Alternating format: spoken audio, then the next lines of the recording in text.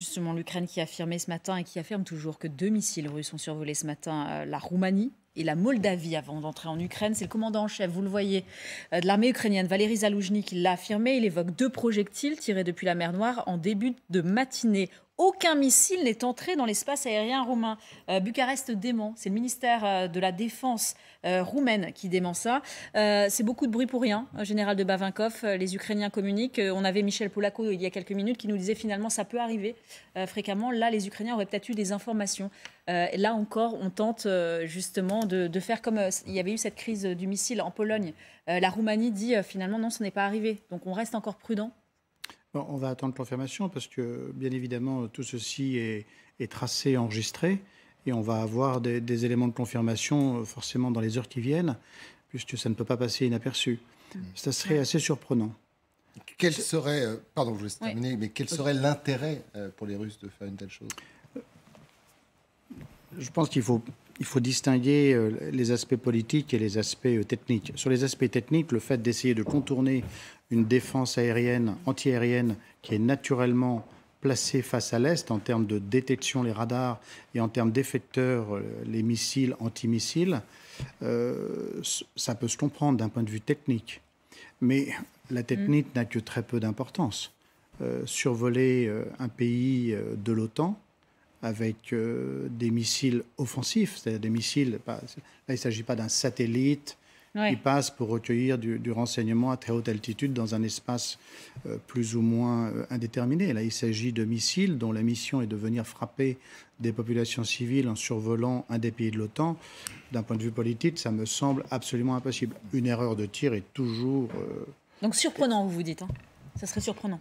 C'est impossible. Ouais, impossible. C'est impossible. Xavier Titelman est avec nous. Merci d'être là. Alors, tout à l'heure, le disait Anne, Michel Polako était là. Et Michel Polako disait qu'on ne peut pas faire totalement confiance dans les Russes, notamment, et que l'exercice... voilà, c'est compliqué de ne pas faire exprès.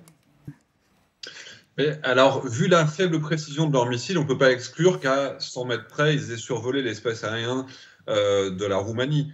On sait que par le passé, déjà, ils ont survolé la Moldavie pour pouvoir attaquer les Ukrainiens à revers sans qu'ils aient positionné correctement leur défense aérienne. Donc ça, c'est pas la première fois. Les Moldaves s'en sont plaints plusieurs fois.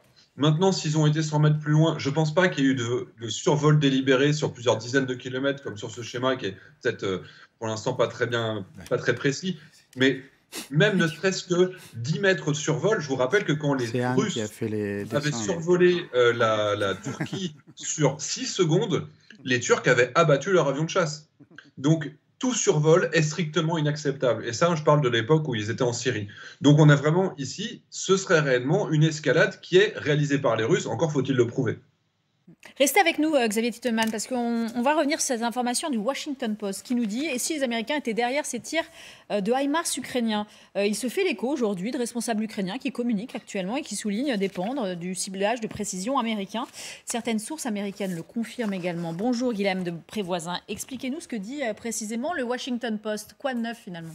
Eh bien, avant d'entrer dans le détail, le fameux HIMARS américain, le voici, ce lance-roquette à haute précision fourni par Washington. On en parle beaucoup depuis le début de la guerre.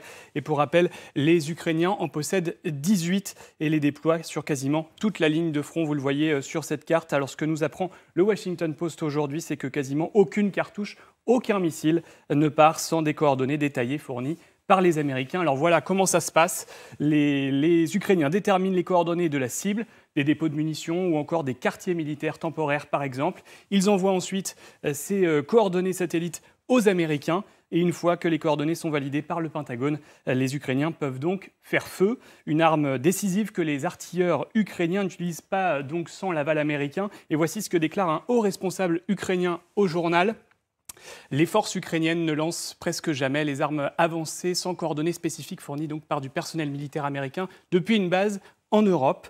C'est ce que disent les Américains. Cette façon de procéder devrait conforter les Américains dans l'envoi de nouvelles armes à l'armée ukrainienne. C'est en tout cas ce que pensent plusieurs responsables ukrainiens. Et voici ce qu'ils déclarent également au Washington Post. Ce processus devrait donner confiance à Washington quant à la fourniture à Kiev d'armes à plus longue portée. Côté américain, ce système de validation des coordonnées spécifiques se justifie afin d'éviter tout gaspillage de munitions. Et oui, c'est une denrée rare. Et un haut responsable de l'armée américaine précise, l'aide au ciblage sert à garantir la précision et à conserver des stocks limités de munitions pour une efficacité maximale.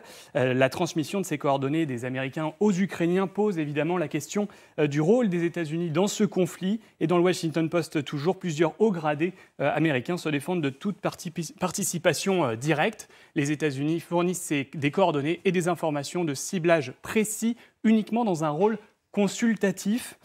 Il ajoute, les Ukrainiens sont chargés de trouver les cibles, de les hiérarchiser et de décider finalement lesquelles engager. Position délicate donc des Américains qui se présentent comme un ami non belligérant de Kiev.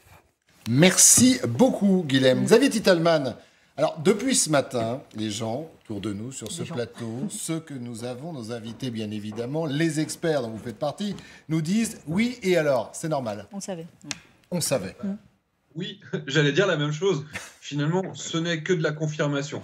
Il y a une chose qui impliquerait une co-belligérance américaine, c'est s'il y a une cible qui est directement désignée. Par exemple, si vous avez un avion radar qui va intercepter au radar un avion de chasse russe et qui va désigner cet avion de chasse russe pour de la défense aérienne, par exemple un Patriot, là, c'est directement les avions américains qui auraient été impliqués. Mais le fait qu'avec les radars, les satellites, ils prennent une photo, ils voient une cible et ils désignent cette cible, ils disent là, vous pouvez tirer, évidemment, c'est tout à fait normal. Le deuxième élément, pour moi, c'est un garde-fou parce que les Américains ont été très clairs.